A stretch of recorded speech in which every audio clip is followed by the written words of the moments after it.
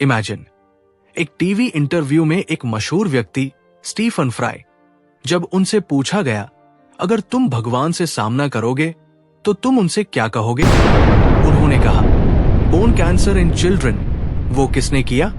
ये कैसी दुनिया है जिसमें मासूमों को इतनी पीड़ा दी गई? एक साधारण सवाल, पर एक ऐसी चुनौती जिसने ये सवाल खड़ा किया, अगर कोई शक्ति है तो वो इतनी बेतरह दुनिया क्यों बनाई? यही वही सवाल है जिसे डेविड ह्यूम ने सदियों पहले पूछा, और उसकी किताब the natural history of religion उसी सवाल पर अपनी सफर का उत्तर देती है। बहुत से लोग कहते हैं धर्म को छोड़ दो, भगवान नहीं है। कुछ कहते हैं भगवान है पर हम नहीं जान सकते। पर ह्यूम ने एक और रास्ता खोजा। उसने कहा कि ये जो भगवान और अधर्म की कहानियां हैं, वो हमें अपने ही मन, डर और इमेजिनेशन ने दी है। आज हम इस सफर पर चलेंगे। कैसे इंसान ने पहले डर से देवता बनाए, कैसे धर्मों ने आकार लिया, और आखिर में ह्यूम का व्हाट्स द रियल स्टोरी क्या है। इस वीडियो में हम इसे 5 हिस्सों में बांटेंगे। पहले हिस्सा, द बर्थ ऑफ गॉड्स, जहां हम देखेंगे कि कैसे पहली बार इंसान ने भगवान की कल्पना की। तो चलिए शुरुआत करते हैं उस अंधेरे दिन से जब मानव ने पहली बार कहा, यहां कुछ शक्तियां हैं और मैं उन्हें नाम दूंगा। Chapter 1, the birth of gods. हजारों करोड़ साल पहले ये पृथ्वी बनी, पत्थरों का गोला, आग और लावा से भरा हुआ। करोड़ों साल बाद समंदर बने, फिर जमीन, फिर पेड़ पौधे, और फिर लगभग 3 लाख साल पहले इस धरती पर इंसान नाम का जीव खड़ा हुआ। शुरुआत में वो नंगे पैर जंगलों में दौड़ता था, शिकार करता था और आग से डरकर भाग जाता था। लेकिन धीरे धीरे उसने सोचना शुरू किया। सोचने का मतलब सिर्फ शिकार कहा है ये नहीं, बल्कि ऐसे सवाल कि ये सूरज रोज उगता और डूबता क्यों है? ये आसमान से बिजली क्यों गिरती है? रात को चमकते तारे आखिर है क्या? जैसे जैसे इंसान का दिमाग बढ़ा, वैसे वैसे सवाल भी बढ़े, पर जवाब नहीं मिले।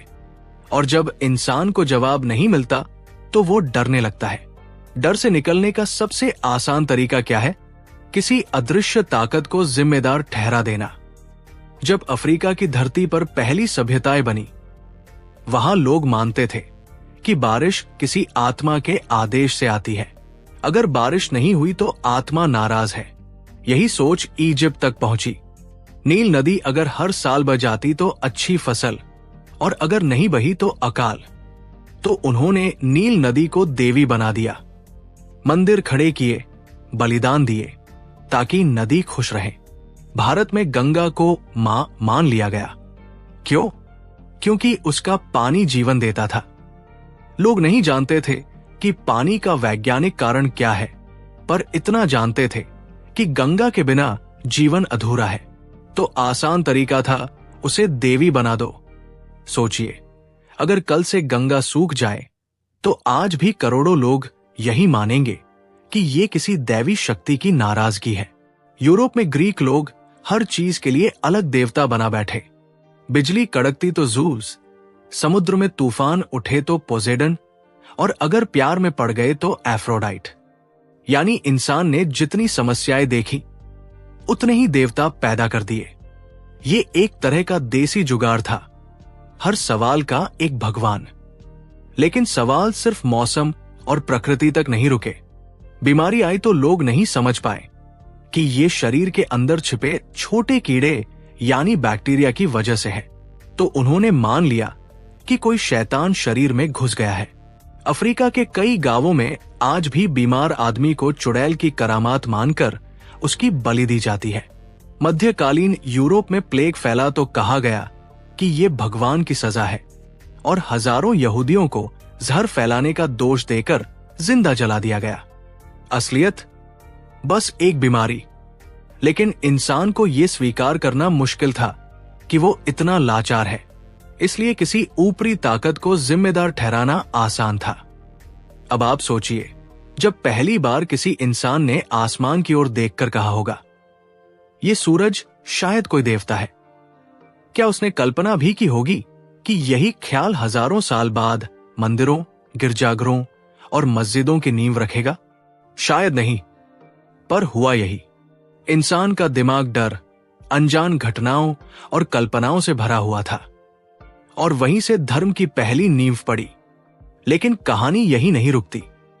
एक बार इंसान ने देवता बनाने की आदत पकड़ ली, तो फिर वो किसी एक देवता से कैसे संतुष्ट रहता?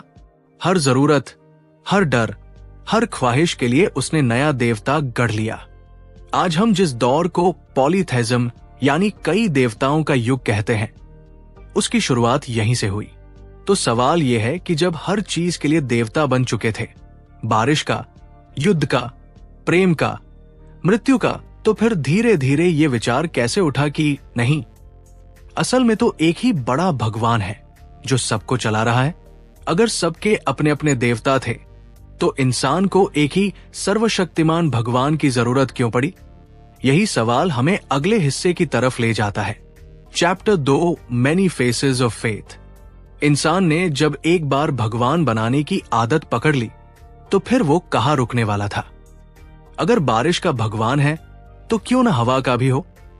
अगर बीमारी किसी शैतान की वजह से आती है, तो क्यों ना उस शैतान को भी एक नाम दे दिया जाए? इंसान के लिए ये खेल अब आसान हो गया था। हर नई समस्या का एक नया देवता। जैसे किसी दुकान में हर सामान की अलग अलग कैटेगरी होती है, वैसे ही उनके दिमाग में भगवान भी कैटेगरीवार रखे जाने लगे। ग्रीक सभ्यता का जरा ख्याल कीजिए। वहां तो मानो भगवानों की पूरी सरकार चल रही थी। जूस आसमान और बिजली का राजा, पोसेडन समुद्र का मालिक, हेरा शादी और परिवार की देखरेख करने वाली, आर्स युद्ध का मंत्री और डायनाइसस शराब और नशे का ठेकेदार।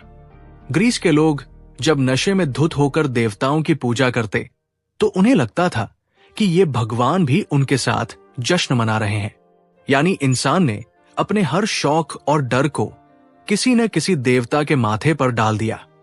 मिस्र में तो हाल और भी दिलचस्प था। वहां बिल्ली को पवित्र मानकर देवी बना दिया गया। क्यों? क्योंकि बिल्ली चूहों को पकड़ती थी और अनाज को बचाती थी। एक साधारण पालतू जानवर, लेकिन जब लोगों को उसमें फायदा दिखा तो वो देवी बन गई। सोचिए, अगर किसी इंसान ने तब ये कहा होता कि असलियत यह है कि चूहा बिल्ली से डरता है, इसमें कोई दिव्यता नहीं है, तो शायद उसे ही गुनहगार मानकर पत्थरों से मार दिया जाता। भारत में भी हर गांव, हर क्षेत्र का अपना अपना देवता था।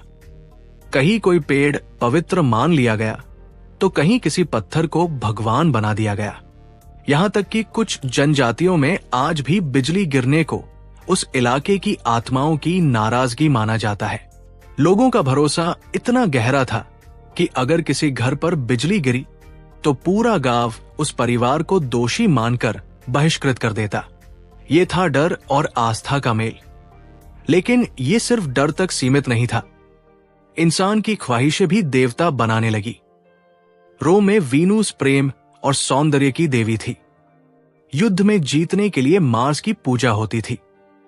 यानी इंसान ने सिर्फ अपने डर को ही नहीं, बल्कि अपनी लालसाओं को भी भगवान का चेहरा दे दिया। किसी को प्यार चाहिए था तो वो मंदिर गया, किसी को फसल चाहिए थी तो वो बलि चढ़ाने गया, और अगर किसी राजा को युद्ध जीतना था तो वो पूरे राज्य से प्रार्थना करवाता। ये एक तरह की धार्मिक राजनीति थी, जहां भगवान इंसानों की इच्छाओं के एजेंट बन गए थे। इस दौर में धर्म और त्योहार भी जुड़ गए। हर साल अलग अलग देवताओं के नाम पर उत्सव होते, शराब बहती, नाच गाना होता, बलि चढ़ाई जाती। ये न सिर्फ धार्मिक आस्था बल्कि सामाजिक एकजुटता का भी तरीका था। लोगों को लगता था कि वो अकेले नहीं हैं, बल्कि उनके साथ देवता भी खड़े हैं, और यही भरोसा, यही सामूहिक भावना सभ्यता को टिकाए रखती थी। पर सवाल ये उठता है कि इतने सारे देवताओं के बीच एक आम इंसान कैसे तय करता कि किसकी सुननी है? मान लीजिए एक नाविक समुद्र में जा रहा है, उसे पोसेडन को खुश करना है, लेकिन उसी सफर में जूस की नाराजगी से भी बचना है। अब क्या करे? किसकी पूजा करे? किसे बलि चढ़ाए? ये कंफ्यूजन धीरे धीरे बढ़ता गया। लोग सोचने लगे, अगर सच में कोई एक सबसे बड़ा भगवान हो जो सबको कंट्रोल करता हो तो मामला कितना आसान हो जाएगा। और यही सोच इंसान को अगले बड़े मोड़ की तरफ ले गई। जब लोगों ने सवाल उठाया, क्या सच में ये छोटे छोटे देवता ही असली हैं या इनके ऊपर कोई एक है जो सबको चला रहा है? यानी अब कहानी मोड़ ले रही थी पॉलीथेइज्म से मोनोथीज्म की तरफ।